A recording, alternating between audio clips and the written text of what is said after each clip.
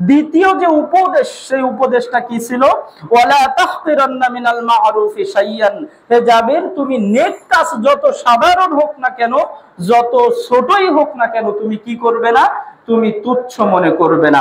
এর উদাহরণ হিসেবে যদি আমরা পেশ করতে যাই, তাহলে সর্বপ্রথম একটি হাদিস আমরা দেখতে পাবো সহিহ বুখারী 1417 নম্বর হাদিস। عن عدي بن حاتم رضي الله تعالى عنه থেকে হাদিসটা বর্ণিত, قال سمعت رسول الله صلى الله عليه وسلم। আদি ইবনে হাতিম রাদিয়াল্লাহু তাআলা আনহু থেকে হাদিস বর্ণিত, তিনি বলেন যে قال سمعت رسول صلى الله عليه وسلم, আমি রাসূল সাল্লাল্লাহু আলাইহি সাল্লামকে বলতে শুনেছি, তিনি বলেছেন ইয়াকুলু ইত্তাকুন নারা ওয়ালাউ বিশিক্কি তামরাতিন, তোমরা এক টুকরা খেজুর হলেও সদকা করে কি করো? জাহান্নামের আগুন থেকে বাঁচার চেষ্টা করো। এক টুকরা খেজুর, একটা ফুল খেজুরও নয়, এক টুকরা খেজুর হলেও তোমরা সেই এক টুকরা খেজুর কি করো?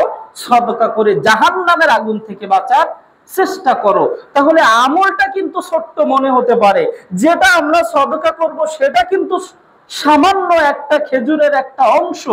আল্লাহ নবী সাল্লাল্লাহু আলাইহি সাল্লাম বললেন তোমরা সদকা করো, করে কি করো? জাহান্নামের আগুন থেকে রক্ষা করো। তাহলে যে আমলটা আমাদের কাছে কোনো ব্যাপারই মনে হয় না, আমরা চাইলেই 1-2,000, 1,000, 10,000, 100 টাকা সদকা করতে পারি, সেখানে আল্লাহ নবী সাল্লাল্লাহু আলাইহি সাল্লাম বললেন যে এক টুকরা খেজুর হলেও তোমরা সদকা করে কি করো?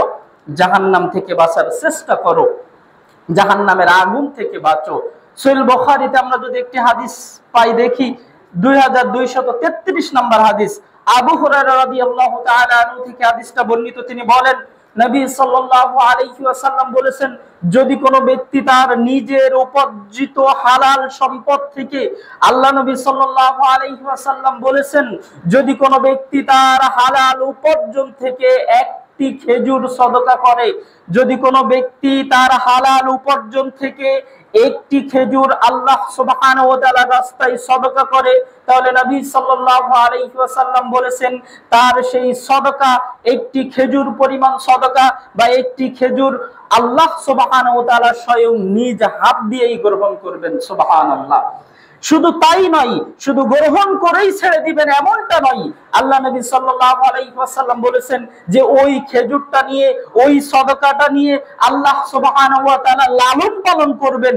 যেমন ভাবে তোমরা পৃথিবীতে ঘোড়া লালন পালন করে থাকো, যেমন ভাবে তোমরা পৃথিবীতে উট লালন পালন করে থাকো, এইভাবে আল্লাহ সুবহানাহু ওয়া তাআলা আমার সেই একটি খেজুর পরিমাণ সদকা আল্লাহ সুবহানাহু ওয়া তাআলা লালন পালন করবেন।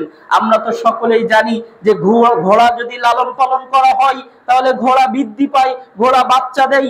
উট যদি লালন পালন করা হয় তাহলে উট বাচ্চা দেয়। ঠিক আল্লাহ সুবহানাহু ওয়া তাআলা যখন আপনার আমার এই সদকা, ছোট্ট এক টুকরা দান, আমাদের উপার্জিত হালাল সম্পদ যখন আল্লাহর রাস্তায় বা অভাবী মানুষের মাঝে বিলিয়ে দেব, দান করব, আল্লাহ সুবহানাহু ওয়া তাআলা আমার ওই সম্পদটা নিয়ে, আমার ওই সদকাটা নিয়ে আল্লাহ রাব্বুল আলামিন লালন পালন করবেন।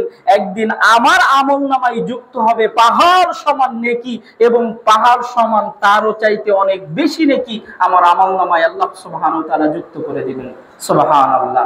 এই জন্য সম্মানিত হাজিরিন, আল্লাহ নবী সাল্লাল্লাহু আলাইহি ওয়াসাল্লাম জাবির রাদিয়াল্লাহু তাআলা আনহুকে উপদেশ দিয়েছিলেন, ওয়ালা তাহকিরান্না মিনাল মা'রুফি শাইয়ান, হে জাবির সৎ কাজ যত সাধারণ হোক না কেন, যত ক্ষুদ্রই হোক না কেন, তুমি তুচ্ছ মনে করবে না, ছোট মনে করবে না, তুমি ছেড়ে দিবে না, সেটা পালন করার চেষ্টা করবে। এখান থেকে আমাদেরও শিক্ষা নিতে হবে এটাই, যে সৎ কাজ যতই ক্ষুদ্র হোক না কেন, জানি না আমার কোন আমলে আল্লাহ সুবহানাহু ওয়া তাআলা বেশি খুশি হয়ে যান, এই জন্য ক্ষুদ্র ক্ষুদ্র কাজগুলোকে আমাদের কি করতে হবে? আমাদের না ছেড়ে দিয়ে আমল করার চেষ্টা করতে হবে।